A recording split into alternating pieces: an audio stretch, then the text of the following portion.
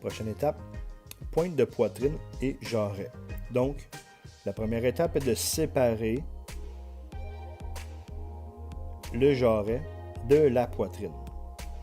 J'ai dit première étape, mais dans le fond, on comprend que à cette étape-là, nous devons séparer les deux. Ensuite, la pointe de poitrine sera désossée. On va enlever l'os de poitrine, encore une fois, qui a été divisé en deux. Il y en avait une portion dans la poitrine et une portion dans la pointe. Une fois l'os de poitrine enlevé, le sternum, on va dégraisser légèrement.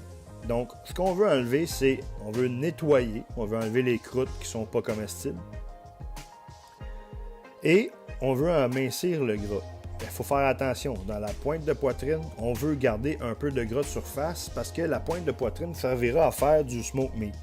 Et vu que du smoked meat, c'est cuit longtemps au four, ben, en gardant un peu de gras de surface, ça va nous permettre de ne pas trop assécher les muscles.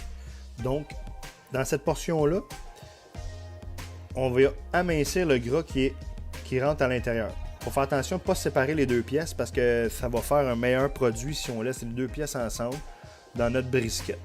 Alors, c'est la pointe de poitrine désossée.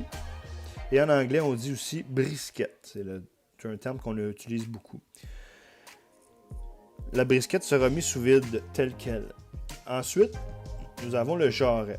Pour ce qui est du jarret, on va parer l'extérieur. Donc, si votre jarret est encore frais et rouge et tout, vous pourrez aller directement à la scie, faire des tranches d'ossobuco, de bœuf style ossobuco. Parce que le terme ossobuco est utilisé pour le veau. Donc, on fera des tranches de jarret